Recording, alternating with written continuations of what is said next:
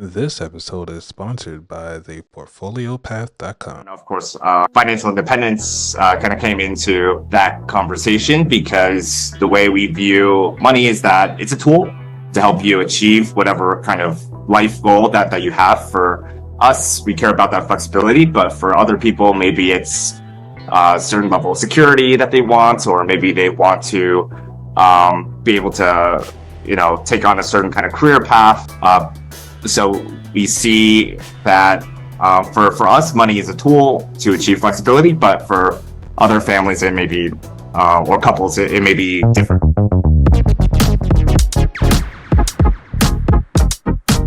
Welcome back, everybody, to another exciting show, the About That Water podcast, where we help the sandwich generation build strong financial habits so that you can spend your money, talk about money, and enjoy your money with confidence. Today, I have somebody who's been doing this for quite some time and has achieved so many different things, but also he has achieved FIRE, which is financial independence and retire early. His name is Dexter Zhuang. How are you doing today, sir? Doing well. Thanks for welcoming me onto the show, Anthony. Just a quick clarification that you've co-FIRE. Oh, close fire. So Okay. definitely. So one milestone on that journey. Not quite at that bigger milestone, but happy to share more. Awesome. And one of the cool things about this particular topic is that it's something that everybody wants to achieve. And so my main question to you, has your definition of success has evolved since you've achieved such a great financial milestone? Great question, Anthony. In the beginning, when I was starting out my career, I was in San Francisco. I was working in tech there. I, didn't have a whole lot of money when I was starting out my professional journey, but I was very motivated. And my main priorities at that point was really to learn the fundamentals of personal finance. So while I was growing my career, then I could reinvest a high percentage of my earnings into investments. And I could also, focus on growing my own skill set and grow my income potential through my career. I think that part was really my main focus throughout my 20s. Now that I'm 33, and a couple years ago, across this co-FIRE milestone, and that really helped me just be able to take a little bit of a step back to understand, like, what did I really value in terms of my work and in terms of my lifestyle, and how did I want to spend my time more importantly. So my journey has evolved a little bit past this milestone because it gave me a bit more space and flexibility to ask those questions for myself and then answer those questions of, like, how do I want to spend my time? So that flexibility is probably the biggest change for me. Nice. And because, you and your wife have been dealing with this for quite some time, how would those conversations happen? Like when you decided, like, hey, I really want to start dealing and diving into this FIRE community? Yeah, that's a good question. So when we first started dating, 6 years ago, I think personal finance came up, but it wasn't until maybe like a few years into the relationship that we started really talking about this more deeply, because we're talking about, okay, should we open up joint bank accounts, shared accounts? I know we started getting deeper into the rabbit hole. For context as well, I'm American, my wife is Australian. We met in Singapore, so our finances were also a little bit more complicated. Mm. And when we start talking about it, then we had to go down the rabbit hole of really planning out, like, what we wanted to do in terms of finances, because there were more variables, right? Like when you're bringing together bank accounts from different countries, like investment accounts from different countries. We started talking about that, and then of course financial independence kind of came into that conversation, because the way we view money is that it's a tool to help you achieve whatever kind of life goal that you have. For us, we care about that flexibility, but for other people, maybe it's a certain level of security that they want, or maybe they want to be able to, take on a certain kind of career path. So we see that for us, money is a tool to achieve flexibility, but for other families, it may be, or couples, it may be different. That makes sense because, you know, you had a discussion, you all had a discussion, right, before you guys decided to get married. What would that like how was that conversation leading up to the big day to say like, hey, um I would like to be with you, like, and like I want to share my money with you. Do you guys do like separate accounts, or what was those discussions like? For sure. I think the first step of this was we were in Singapore during COVID, and that's when we started, um, you know, talking about, hey, maybe we should open up like a joint account for our shared expenses, right? Because we would buy groceries together, we would, spend on rent together, right? And these things were all joint. And previous to that, we were using an application called Splitwise. If you're not already familiar with Splitwise, it's like a really simple mobile app for you to like share expenses with your friends or with your loved ones, and it requires you to log every expense, right? So I think the where push came to shove moment was like we kind of got tired of having to log all the expenses in Splitwise, and uh, I'm a little bit embarrassed to say this, but I'm kind of like a tracker, right? So I'm like, oh, can we just track everything in Splitwise? And she's like, it was like a $5, thing, or it was like a $2-3 coffee. Like, is that really needed? And then we had to like agree on, okay, maybe like things up below $10, you don't have to track it in Splitwise. But it just kind of became a hassle. Whereas if we could create a joint account, then we could on a monthly basis just transfer in a certain amount, and then um, spend from that joint account and not really think about it too much. So that was, I think, one of the big kind of conversations that we had, and then taking a step forward in terms of sharing our finances. And then I think the next kind of big kind of conversations that we had leading up to that as well was like, okay, how do we decide how much we're contributing, to our joint account? And I'm sure this is different for every couple that you've spoken with, but in the beginning we actually started off with splitting it evenly, like half. But this kind of became a issue. Like, this was a mistake more on my part, because we were making different levels of income, and at that point in time I was making more than her, and so it felt like it wasn't a kind of like a fair system for how we decided to contribute to this joint account. So there was some discussions there, heated discussions there, and eventually I realized, oh, okay, we can't do this split thing.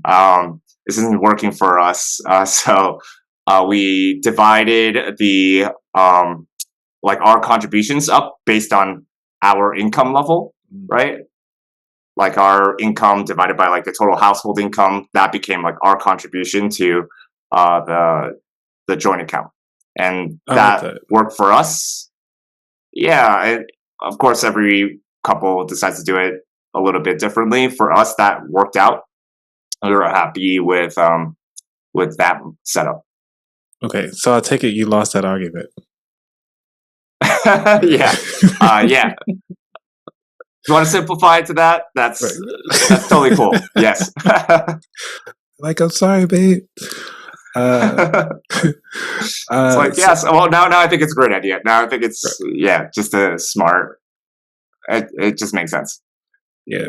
And, that's one of the things that we kind of leave out a lot. It's more than the numbers that kind of drive everything. It's also like, how do we actually want to live with each other? And if we want to bring somebody on into that journey.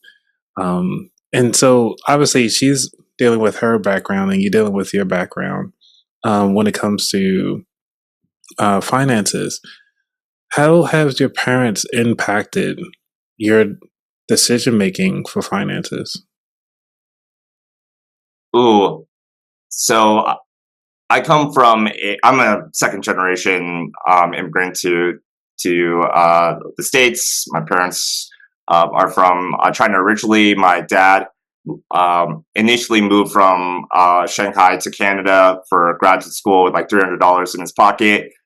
So I think they came from a bit more of like the scrappy underdog kind of immigrant, journey. And because of that, growing up, I think, um, for better for worse, they wanted to be frugal and they wanted to be very mindful about the spending and expenses side of things. And that's, kind of continued, I think, in terms of how they perceive money or their relationship with money. Things have changed a little bit over time. Now that they're retired, they're going to resorts in Mexico and spending on travel with friends. So they are definitely spending on what they're enjoying a whole lot more. But I think in terms of how that has evolved their relationship with me is like they obviously want the best for me and they care about how me and my wife, how we're thinking about personal finances and having a plan in place and making sure that we're going to be taken care of. We're going to be able to take care of ourselves. I think they're fortunately, when it comes to the relationship with me and my parents, I don't think there's a whole lot of expectation necessarily around got to take care of their retirement or there's not that expectation for sure. Would they appreciate me helping out? Yes, I'm sure they would. But I do feel fortunate in that they have explicitly at least said like, don't worry about us. We got the retirement covered so far. Um, so that's been a conversation at least we've had. And that's really good that you guys are having that open discussion because when it comes to retirement, a lot of the times the parents are usually hesitant on even opening up about their finances. How did you all got to the so comfortable talking about it? Like what? How did you even start that conversation? Well, to be candid, we haven't talked about like Oh, super detailed. They haven't shared like their financial plan or anything like that, but they did share kind of how they're feeling about their finances, how they're feeling about their plan. Um, where do they feel comfortable, where they don't.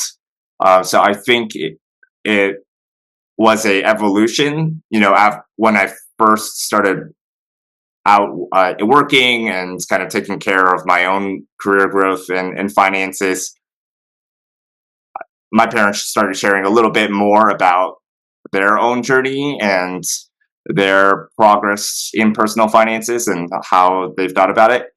But it probably wasn't until more recently, now that my wife and I are married, and now that my parents are retired, that we're both kind of like in a stage of life where um, they're more openly sharing, what they're planning for in the future because they understand like we're trying to make our plans as well, and they don't want to feel like they're in the way of any of those plans. nice. Okay. Yeah, so I think that's probably the main trigger. Um, more and more, yeah, they want us to feel like we have our own level of independence and ability to take control of our life decisions. That makes sense because you're focusing on others, helping them out with their money path. And I'm always curious how it is when it comes to family. And one of those things, family members always look at you like, okay, well, here you go talking about money again. Like, can we talk about something else? Like, so, so what are the biggest misconceptions that people have about aligning their finances with their values? Ooh, biggest misconceptions for me, I would say that a lot of people that I see when they want to talk about money, it's really a more black and white kind of measure, right? It's like, oh, you have either a lot of money or you don't, and that's kind of the perception of talking about money and personal finances. But I think what's really underrated is the self awareness of what you value, Mm. right? And ultimately, whatever you spend on is just a reflection of whatever you value. But reflecting on your values takes a lot of work. It actually takes some time, takes some effort. Maybe that looks like doing some reflection. Maybe that looks like trying out different career paths. It's different for everyone. But I think that exercise of continuing to iterate like your own understanding of your values is kind of like this foundational piece that then you can put like whatever kind of personal finance lesson on top of that, kind of like a building block. And money is that lens, right? That your values really looks through. Nice. Okay, that's a good way of doing it. And I appreciate you sharing that because, some of our money values actually come from when we're children. And I'm glad that you were able to open up about your upbringing during that process. Um, so you ultimately come up with this cool product called like Money Abroad. What is it? Definitely.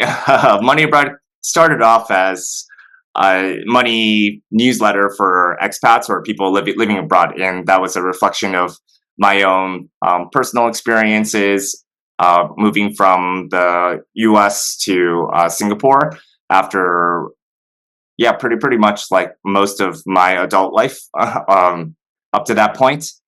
I was 20, 28, yeah, 28 or so when I made that move. And what that's really showed me was like, oh, wow, money kind of gets complicated when you're overseas. And that's how I initially started that newsletter. But over time, it has evolved a little bit. It's attracted people who are also non-expats, but they're excited about carving out a way to live on their own terms. Tends to be people who are maybe, you know, 7 to 15 years of experience into their careers, and they're trying to figure out, okay, what next, right? After the point of, maybe you're thinking about starting a family, or maybe you're realizing that you're not interested in walking the same career path for too much longer. Then it's like, okay, what next can you do? And that's why I talk about Coast Fire as one of these topics, and talk about portfolio careers and kind of introduce different alternatives for people in the newsletter. That makes sense, especially what's going on today. And as a recent events, a lot of people are looking to become expats. What is I guess you could say, what are the main steps that somebody can do right now to kind of prepare themselves if they're thinking about going abroad or living abroad? Totally. I think the biggest blocker for a lot of people is understanding, if you're just an individual at this point, then you just got to think about your own career path, and then you got to figure out like, okay, how does your career path translate to something overseas, right? And then if you have a partner, then that means also translating like what they're doing career-wise into something overseas, and finding kind of the intersection of that can be a little bit tricky if you have specific kind of career goals. However, if you're more flexible, or if you're fortunate and there's like certain cities that just like really map really well with what you're trying to do, then that can work out. Like that can be feasible. An example of this would be for me, I'm in Mexico City now, but before we were in Singapore, and that was a great intersection of, my wife is Australian. A lot of Australians move to Singapore for career opportunities anyways. Thanks. So that was a, good next step for her. And then for me, I was interested in living in Southeast Asia, and there were, in terms of my industry, there were a lot of opportunities in terms of the tech industry at the time in Singapore. So there was that kind of happy intersection for us that happened there. For others, it might be different. I think I saw you had Stephanie on your podcast. Yep. We met at FinCon as well, and Stephanie's a great example of the Portugal expat community, and lifestyle in Portugal kind of being a match for what her and husband were looking for. Nice, because we try to figure out like how do we actually make money, when you're abroad. Exactly. And it's like, do you teach somebody English, or that's usually the one that everybody go to, and I'm like, okay, do something. Oh no. Yeah, that tends to be like a recent college grad, maybe 22 right. Or something. Great. Starting point for a lot of people. Definitely not knocking English teachers, in South Korea or something. I think it's really cool. But yeah, probably not like if you have a family, if you're, in your 30s or 40s looking to make a transition. So definitely, figuring out how you're going to make money, like the career path, seeing if your career path can continue to extend overseas, I think is quite important. And if you can take a look at your particular industry and see like, are there any cities where your industry is pretty prominent, then you might find some happy overlaps. So I know, for example, in terms of the tech industry, because I've been in this industry for a decade, is that there's several global cities, right, that now have thriving kind of tech ecosystems, and they want to invest further into it, right? So places like London, right, is one example. That is, I've known several people working in the tech industries, either as professionals or as founders, moving there. In Asia, of course, Singapore is an example of that. So those are some potential examples. Mexico City as well. There are, as a hub for Latin America, it's becoming more attractive for tech companies kind of like base their operations there for the Spanish-speaking part of Latin America. So those are some examples of how, when you take a look at your industry, you might find like a few cities that are quite good for your industry, and then you can maybe visit, talk to some people, get a sense on the ground as well. So, for example, when my wife and I were considering moving to Singapore, I had already visited before, and then I spent some time networking. Like I did a couple of trips in addition, just to network and meet people working in the industry that I want to work in. And I learned a lot, from those conversations, because the reality is like most of the time the information you see on the internet is like totally out of date, or it's just not always like an accurate reflection of what's happening on the ground. So actually going, meeting people, having conversations, or if you can't visit, having at least doing outreach to potential people like kind of in a similar role in your target city, or maybe a super connector, like someone who is really like a community manager or a community leader, right? Yeah. In that city, I think it's a great person to connect with, and that can be helpful to get some feedback on how is like the job market doing, what are the opportunities for someone like with a background like me, those kind of questions. Yeah. And you've been doing, I say, yes, traveling is awesome, but also you gotta get a means to why you want to travel. But also in your journey, you've done so much in tech. Where do you see the tech industry when it comes to financial tech that's going to help out the people, the everyday person that's really pinching pennies right now? Definitely.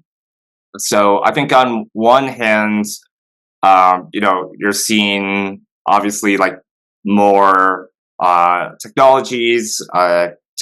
Is always changing, right? And because of that, the tools that we have are always changing. Personal finance is one kind of area where those tools change really rapidly. They're getting so much easier to use from like a consumer standpoint. Like I think in terms of managing finances, 15 years ago, 10 plus years ago, I think all I can really think of using at that point in time was Mint. But now Yeah, that there's was like, about it. so many different options, right? So it's, I think, a great time for consumers of these tools. So a lot of these tools are pretty low costs as well, like the costs of using these personal finance tools are also getting less and less, and it's not just the tools for managing finances; it's also the investment tools, the funds for investments. So example of this would be like Vanguard is continuing to reduce their fees. I think they just announced they reduced their fees again, Nice. right, over time. And I think that's something that anyone can take advantage of, right? Those reduced fee kind of opportunities for investments. That's good. Because I just want people to know, well, I want the person that's listening right now to know that you do have what it takes. I mean, it's right there at your fingertips. Just gotta press the button. Exactly, exactly. So the tools are there. The investments are there with low fees are there, and yeah, it's really up to you to do some light research on like what it is fits your particular goals, but they're definitely accessible at this point in time. Yeah. So this is about you though. Like, what areas of focus that you feel needs the most improvement for yourself? Ooh, good question. So I think um in terms of life stage, my wife and I are kind of at the stage where we don't have kids yet. We haven't really thought of uh plan too far ahead, of course, but we do want to like be financially prepared, right? Like if and when we do have kids, then don't want to be totally like blindsided by all of that. Yeah, And they then are I think the expensive. other thing, exactly. And then I think the other thing is just figuring out, like, because she's Australian, I'm American, we're living in Mexico City. The question we always get is like, where are you going to end up? Where are you going to put roots? Like that kind of question. And well, I think it's a very valid question because of our um, background. I think we're a bit more flexible in terms of location and um, in terms of the lifestyle that comes with that. But I think that is something we want to figure out, at least on a year by year, like a shorter time frame kind of horizon. Maybe let's say next 2 to 3 years. Okay, like this kind of chunk of time. Whereas some people want to plan out much longer. It's like, okay, next like 20 years, like we want to be here, right? Right. So those areas, the family planning and also planning out, okay, location wise, where do we want to like, uh, let's say, uh, open up accounts or figure out our cost of living? Like those kind of questions are impacted by where we're going to be for the next 2 to 3 years. That makes sense. So that brings up the question then. How are you feeling about renting versus owning? Great question. So I'm going to be someone biased because my life has been overseas and definitely been shaped by the desire for flexibility and mobility. So while I think earlier in my career I was interested in potentially buying at that stage, uh, especially I think in the mid 2010s, it seemed to make a lot of sense. So I had a lot of peers, like friends, colleagues, deciding to buy at that point in time. But for me, I realized, okay, well, if I'm gonna try this moving abroad thing, which first started off as a travel sabbatical and then actually moving overseas after I realized like, oh, this is actually kind of nice. I like this. Then I discovered, well, it might not be totally worth it, right? From um, a financial perspective and from a lifestyle perspective, if I'm not living in that home, so I'm not really using it and I have to rent it out. Um, but then I have to also consider the operational pieces of it, put in the sweat of figuring out what happens when things go wrong, who's going to deal with it, how to get a proper manager in that area, that kind of thing. So, long story short, I prefer renting, and Right. the main the main thing for me and my wife is that flexibility. So candidly, I mean, my wife also has property in Australia, but even still, that was like from before we got married, and I don't think we're totally tied to the idea of like keeping it for forever or anything like that.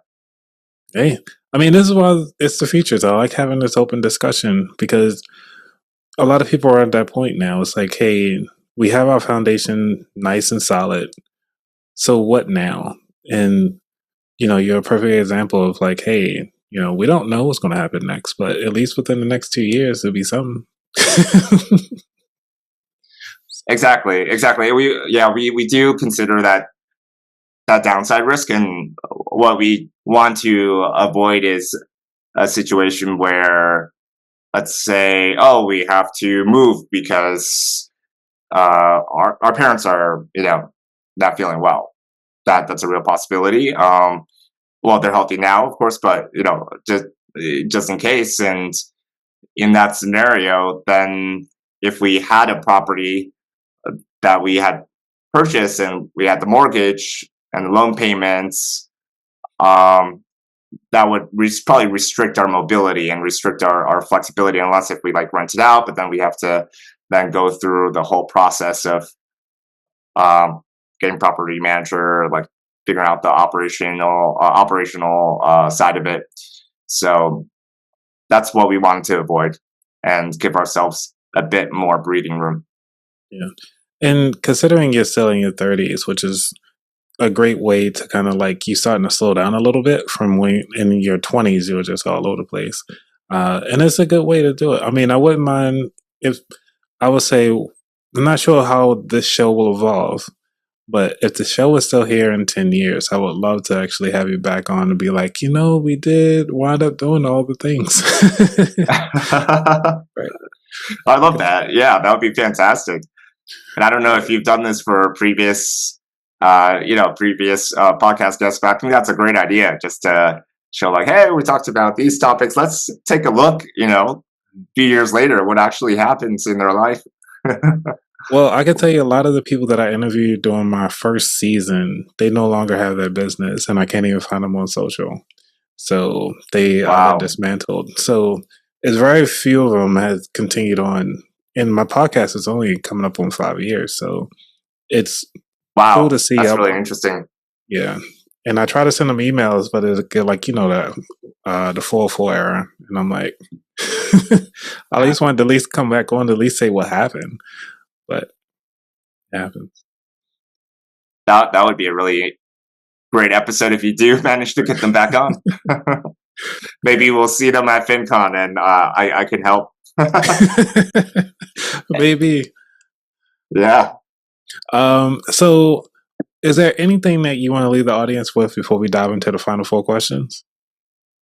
I think just to summarize what we had talked about a little bit earlier. I want to emphasize that it really helped. Me and my wife did the exercise to figure out, what we viewed as our top values, and fortunately, like a lot of them were aligned, which is great, and that really helped us get clarity on how do we approach like work more intentionally, how do we approach money more intentionally, and prioritize, how we want to save and invest for different things. An example of this is like, so when my wife and I got married, we had a couple smaller banquets in Singapore and Sydney and in Shanghai with our family members and some extended family, and a few friends here and there. But we didn't do like a really big wedding because neither of us really prioritized that as like, oh, we really want to have like a huge wedding celebration. I mean, in the future, we would like to maybe do like an anniversary party with a group of friends, and that would be really fun.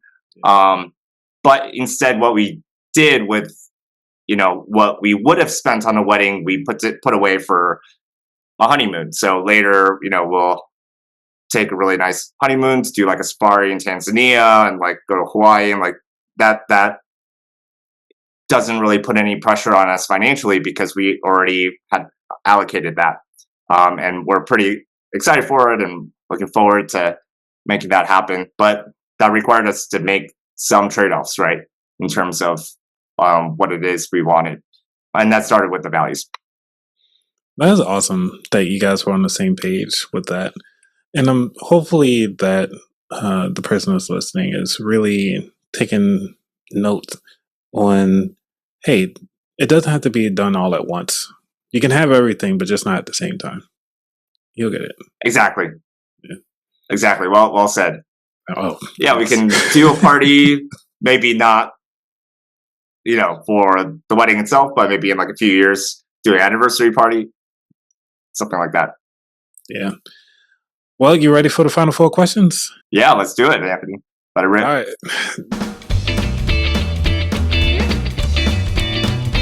Dexter, ready. So, number 1, what does wealth mean to you? Wealth for me, it used to traditionally mean like just having tons of money. But now, the older I get, and maybe, 10 years later, when we revisit this, it'll sound different, is that in my 30s, it really is about flexibility. It's about giving me some control over my time and flexibility, and not having to worry too much about how I'm spending money. Perfect. Number 2, what was your worst money mistake? For me, I started investing when I think I was 18, and I just got into college, and I opened up a brokerage at E-Trade, and I just picked a couple stocks and started investing that way. And then it wasn't until like maybe a couple years later I learned about index funds, and I was like, oh, this is a much smarter way to do this. And I thought that afterwards I kind of figured it out. I was like, oh, well, I just invest in boring index funds, and that's like pretty simple. But what I didn't expect is how emotional investing is, and inevitably, over the past like 12 years or so since then, I've still like felt the attraction of like, oh, maybe it's like speculating on certain stocks, or maybe it's like, oh, crypto bull run. Why are all my friends talking about it? Maybe I should like, put more than I should into some of that. So I think speculation is still the worst money mistake, but it's also one that I realized like it can it can keep coming up in different forms or shapes. That is awesome. That you do a lot of reflection on yourself. It seems like you do almost like an annual, or at least a monthly reflection on yourself, just based on your response. Man, wish I had that intuition when I was your age. Right. Number 3, is there a book that inspired your journey or changed your perspective? All right. So the book that really inspired my expat journey and how I thought about personal finances as an expat is one called Millionaire Expat. It's by Andrew Halem, and he built a $1 million plus investment portfolio even as a school teacher overseas. Nice. So I thought that was really cool. And I liked his personal journey of how he learned about investing, by investing on the side, and how he also talks a lot about, like, as an American, when you're overseas, there's like certain tax implications or a lot of questions that come up. It's like, how do I invest while overseas? Should I use my home brokerage? Should I use a brokerage in this new country? And all those nitty gritty questions he dives into. So if you're someone who is looking to move overseas or kind of wants to learn more about what investing is like when that's your life situation, then Millionaire Expat is a potentially good book for you. Awesome. Number 4, what is your favorite dish to make? Recently, my wife and I bought a Instant Pot that's like a 9-in-1 Instant Pot, the Ninja. You're nodding your head. Maybe you know it, but it has like an air fryer in it. Okay, air fryer, saute. It's got everything. Anyways, one of our favorite things to make with it is a chili. It's like a 20-minute chili. You just throw in all the minced meat. We use beef here, and then you can saute it in the same pot that you later then use the pressure cooker to make the chili, all in 20 minutes. And I feel like it's just the best because you can do it on Sunday night, and then you get pretty much your meals for the rest of the week. That's amazing. All right, I'm gonna have to try that out one day. Yeah, thanks for sharing. Recommend it. So this is the last question of the show, which is, where could people find out more about you? Absolutely. You can go to moneyabroad.co, and there you can find all my contact information and more information about what I'm working on. All right. Thank you so much, Dexter, for all of your information, all of your personal stories.